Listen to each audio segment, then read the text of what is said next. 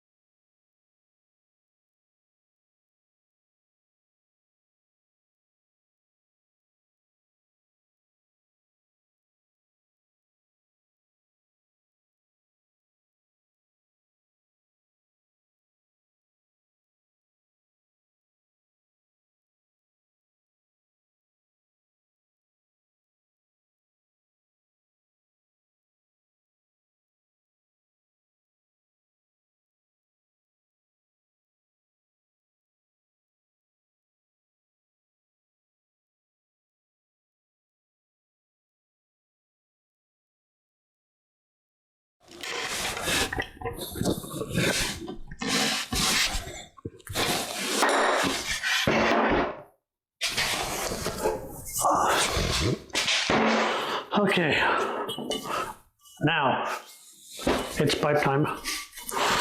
Oh Lord. Then we get to weld. Then we get to make some bright light. Ugh, gnarly. Okay, so these threads really suck. I don't know what beaver cut these things, but Jesus. Hopefully you can see that. The end right there is dented, and I just opened. I just took the caps off. This is sad.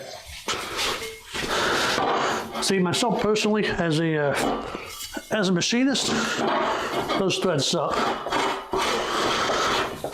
The other side of that, as a fitter, somebody who plays with this pipe all day, yeah, those threads still suck.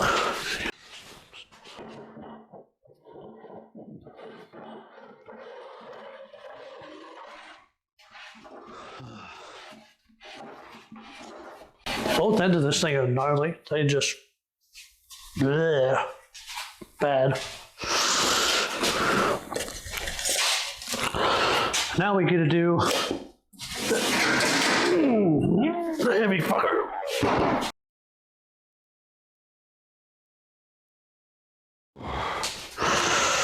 Jesus.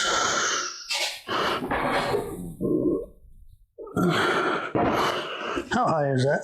Let's find out. Yeah. So if we go 17 inches, 15, 16, 17, whatever. In metric, that's 17 inches. There's nothing here of any value you're missing. We're just laying out where this hook is going to end up. That's it. Nothing special. Okay, I'm going to turn on the machine. It's about to be very noisy because this thing has a tornado siren for a fan. Always wear your safety gear. Always have your weld helmet on. Even if you're not the one welding, you still want to be protected. That'll work.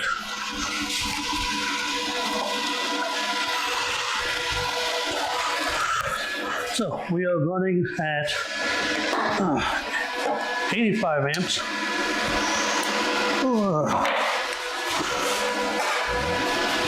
I'm gonna clamp this here. Whoops. As I said, we're gonna clamp this here and just temporarily put a tap so that it will hold to the pipe so we have a ground. Then we'll come back in a couple minutes and break it off and weld it up where it belongs.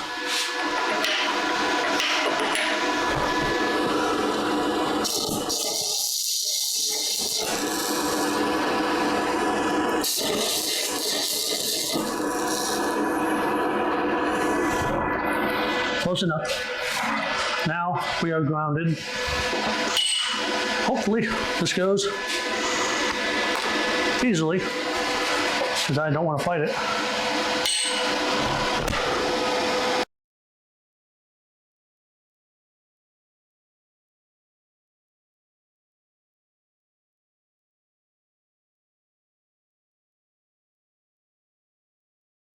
Ideally, this will sit.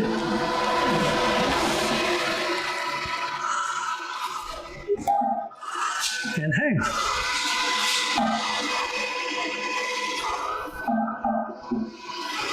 That ain't going nowhere. Cool.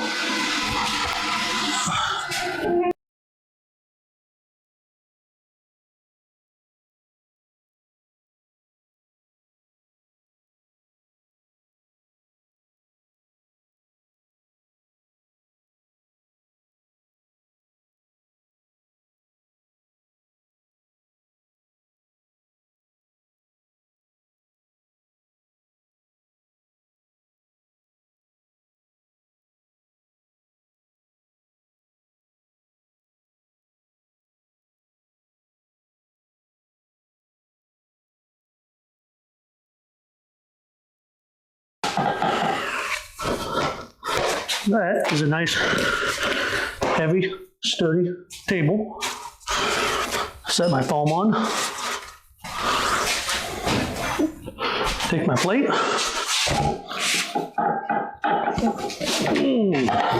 Oh, yeah.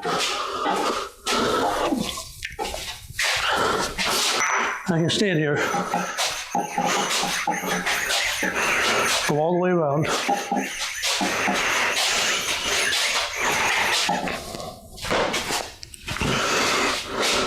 Nice and simple.